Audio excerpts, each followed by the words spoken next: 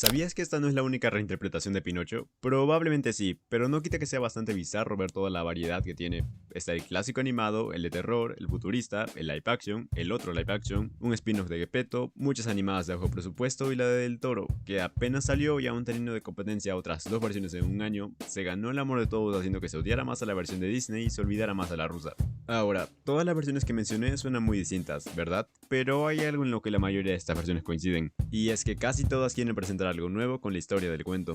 La película de 2019 de plano quería adaptar un ambiente y eventos más cercanos al cuento original. Otras van desde la perspectiva de Gepetto como padre o hasta presentan la extraña idea de hacer un Pinocho androide. Y aunque estas ideas suenen de lo más raras, tienen el punto de ofrecerte algo nuevo y posiblemente interesante. Y eso es justamente lo que no hace la versión de Disney. En esa película desde el primer momento de su producción se tenía una idea clara, lucrar mucho dando poco. Y no me malinterpreten, no satanizo el dinero, casi ninguna película realmente tiene la intención de ser una obra artística de pies a cabeza o solo ser un mero producto de masas. Pero lo más raro aquí es que justo estas dos interpretaciones de Pinocho son el mejor ejemplo de cada extremo. No por nada una se tardó años en realizarse debido a las continuas negativas de productoras que no veían un buen guión a menos de que se cambiase para ser apto para un sector del mercado, y la otra desde siempre quiso vender con la nostalgia, cambios sociales y la clara polémica que esto conlleva.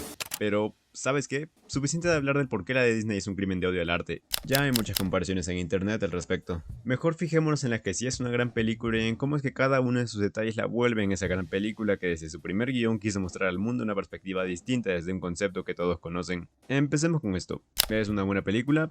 Sencillo, sí. ¿Por qué? Pues cumple con la idea de transmitirte algo usando sus recursos. En principio está el objetivo de Guillermo de mostrarle a la audiencia general que la animación es un medio más del cual pueden salir muchas cosas hermosas y que no es un exclusivo para niños. Ya hablaré de eso más adelante. En este momento me centraré en los conceptos sobre los que se desarrolla la película en sí. Obedecer y aprender. Ideas que vemos reflejadas en literalmente una época de Italia fascista y en la inocencia de Pinocho como un niño que quiere conocer sobre el mundo. Pero no solo eso. Del Toro siempre quiso dejar en claro que aquí el niño no es el único que puede aprender, sino también el padre o hasta toda una sociedad con el cerebro bien lavado. Tan solo veamos lo que hace Pinocho. Constantemente desobedece a Gepetto de manera inocente sin saber lo que está bien o mal. Las cosas con su personaje están claras. Es un niño, quiere explorar y debe aprender a obedecer las reglas que son por un bien real. Todo tranquilo y todo directo con él. Es básicamente la interpretación perfecta de lo que es un niño real, o sea, alguien imperfecto o un poco más de lo normal. Pero por otro lado tenemos a Gepetto. Su presentación da la apariencia de un muy buen padre para su hijo Carlo, que para él es un niño perfecto. Obedece sus órdenes, come su comida, es agradecido, es correctamente cristiano y muy tranquilo. Es una imagen supuestamente perfecta que hasta las personas de su pueblo llegan a admirar. Básicamente todo un ambiente óptimo entre padre e hijo. Elementos que están para formar una tierna relación y hacer mucho más chocante su tan temprano deceso y, por sobre todo, hacer comprensible y aún más deprimente ver el estado de Gepetto. Quisiera poder tenerte de vuelta. Lo siento mucho.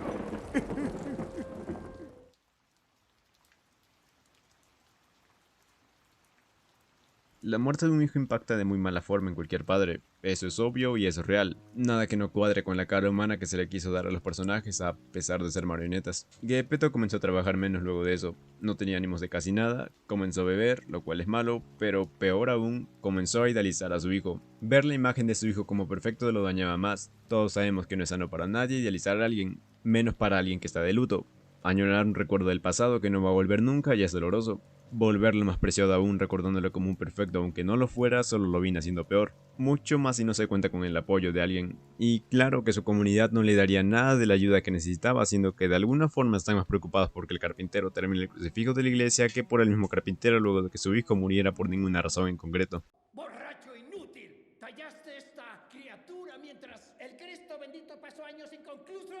Lo peor de esto viene siendo que el tipo de cierta forma le da la razón a su iglesia. La introducción de Pinocho nos presenta a nosotros que el hombre se preocupa mucho por cómo lo ven los demás y cómo es que el mismo Pinocho lo hace ver. Lo que no es raro, ya que desde un inicio vimos que Gepetto también es parte de esa sociedad obediente a una ideología, por lo que tiene dentro de sí tanto sus buenas enseñanzas como malas. Y es justo aquí donde nos asomamos a la imperfección del personaje y a la imperfección que los directores quisieron que apreciemos de Gepetto como humano y, mucho más importante, como padre, ya que aunque el nacimiento de Pinocho fuera una piedra en el zapato para él, también fue una razón para levantarse de la cama por otra preocupación y otra idea que no sea la muerte de su hijo. Constantemente juzgaba a Pinocho sin un verdadero criterio, porque desde el principio se comportó como un niño cualquiera que no sabe el verdadero peso de sus acciones a menos de que se lo enseñen. Pero lo que quiero resaltar, Él lo hacía en base a la imagen de Carlo, una imagen idealizada y de un niño al que él ya había guiado para ser una buena persona, por lo que el estatus del tipo como padre se volvía cada vez peor. Y ya que estamos, entrémonos un momento en esta relación de padre e hijo que es bastante fundamental para darle forma al mensaje general de la cinta.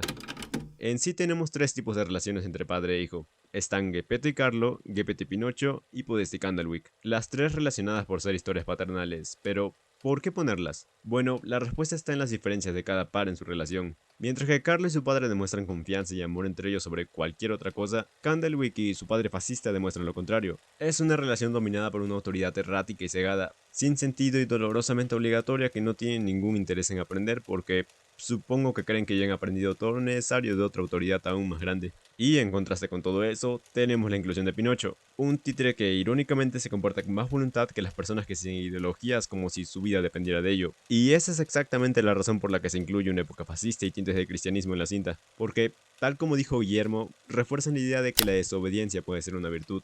Esta marioneta no me gusta. ¡Que le disparen! Esta película básicamente nos dice en la cara que es un regalo para todo niño poder desobedecer de cierta forma, porque creo que todos sabemos que la mejor forma de aprender y ser mejor que hace una semana es errando, así que ¿por qué ser tan duro con los niños? Lo que más destaco de esto es que de alguna forma esa falta de obediencia tan libre de pecado que tiene un niño también puede ser lo que nos haga cuestionar una autoridad sin razón que se nos haga sufrir, hecho por el cual queda más que remarcado la importancia de una nación fascista que transcurre de fondo, porque no hay mejor manera de presentar la desobediencia como una virtud que introduciéndola en un mundo que ve bien y mandar niños a morir por el nombre de su patria. Ser fiel a las ideas y no a las ideologías.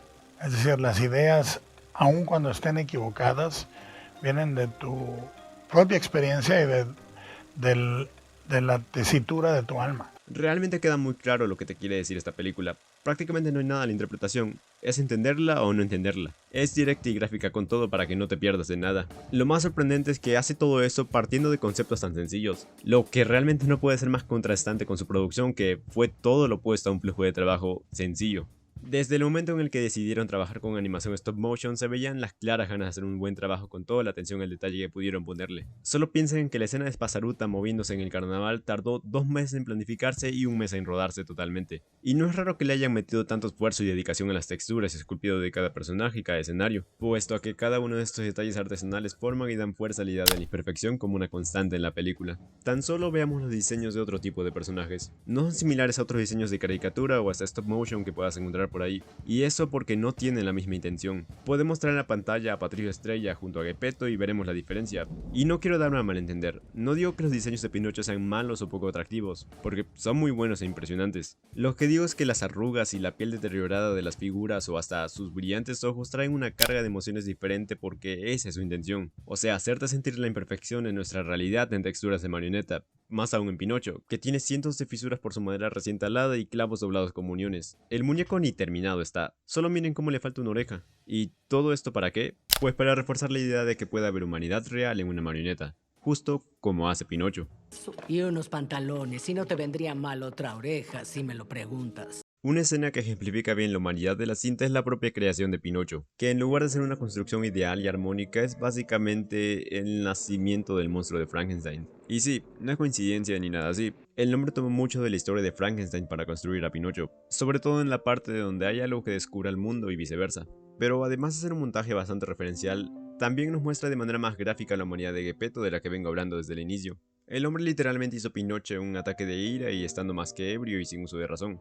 Hizo algo errático y sin sentido, lo opuesto a la imagen de un hombre que todo lo tiene claro y siempre sabe qué hacer, o sea, lo opuesto al primer rostro perfecto que vimos de él. Las luces, la música, el sonido, los encuadres y acercamientos tan abruptos, todo está montado para que se entienda que este hombre está roto y está haciendo una locura de pies a cabeza. Construir una marioneta que representa a tu hijo muerto no dice mucho de tu sanidad mental. Pero bueno, pasemos a la otra intención de esta película que el Toro quiso dejar en claro, que es hacerle entender a una audiencia que la animación es un medio más, tal cual lo es el cine live action, lo son los libros o lo son los cómics. Lo que en otras palabras quiere decir que no está hecho exclusivamente para niños. Porque tal cual los otros formatos que mencioné, puede abarcar todo tipo de géneros y categorías, porque eso significa ser un medio. Las audiencias pertenecientes a generaciones más actuales tienen claro eso, han salido muchos ejemplos de animaciones que ya lo probaron. pero Del Toro quiso ir un poco más lejos de hacérselo entender a quienes no pertenecen a esas generaciones. Vamos, que hasta el exceso de Disney y la academia separan la animación como un formato de nicho que debe quedarse en su esquinita. Y pues bien, Del Toro quiere probarle las capacidades de la animación a la audiencia general. ¿Cómo lo hace? Pues reinterpretando una historia popular que millones de familias están dispuestas a ver porque ya quedó claro que nunca les viene mal ver algo que les haga recordar a su infancia. Es verdaderamente inteligente usar a las masas para mandar un mensaje, y realmente se entiende por qué pelear tanto para que el guión original sea el que se produzca. A este punto veo normal que haya empresas que hayan visto esta historia como no apta para niños y se hayan negado a producirla. Y algo que me dio curiosidad luego de verla es la reacción de internet. Me preguntaba si etiquetarían la película en oscura, tenebrosa o no sé qué tanta cosa. Y junto con esa duda llegaba otra. Si alguien se cuestionaría si la película la pueden ver niños, lo que realmente no podría ser más incoherente porque no hay nada realmente gráfico o morboso en la cinta como para ocultárselo a un niño mayor de 7 años. Tampoco es que sea una mera de la complejidad, sí tiene sus capas y sí tiene sus recursos, pero la historia a ojos de cualquiera es clara. Realmente lo más fuerte que podría encontrar son las escenas de violencia con traspasatura. Pero hasta eso, porque la obvia construcción de la escena es para transmitir que es algo malo. Seamos sinceros, estas escenas no son lo suficientemente fuertes como para traumar a un niño, pero sí lo suficientemente fuertes como para hacerle entender lo que está mal. Es un equilibrio que los padres deberían ver sobre cualquier cosa para poder enseñar a sus hijos sobre ello. Al final los pequeños siempre pueden llegar a malinterpretar un mensaje por bien construido que esté. Son niños, está claro que existe la probabilidad de que puedan confundir las cosas, pero en esos casos la tarea recae más en un tutor que en un autor. La realidad es que nunca fue pensada como una película para niños, pero siempre pensé que los niños la podrían ver. Realmente no paro de fascinarme con esta película que partió de ideas tan sencillas. Haciendo este video puedo entender mejor cada cosa que aparecía a lo largo de ella. Desde el uso de las texturas para formar la imperfección como una realidad linda hasta la elaboración de la idea de que la desobediencia es una virtud que puede ir de tierna hasta necesaria. Sin duda alguna, aquí se recuerda lo que es la vida y apreciarla como tal. Sobre todo con ese final donde vemos la muerte como una bendición, que en lugar de ser deprimente, es bastante enternecedora por cómo nos recuerda el valor de la vida y cómo una situación donde algo tenga punto final es importante. Solo piénsalo, sin ello todo lo apreciado de una vida dejaría de serlo porque en algún punto de su eternidad se volvería aburrido, lo que es incluso peor que la muerte. Solo imagina que puedes llegar a odiar algo que te hacía feliz. Y eso es todo, eso es Pinocho, una película hecha a puro corazón que en resumen está para recordarnos que la vida está hecha para ser perfecta siendo imperfecta.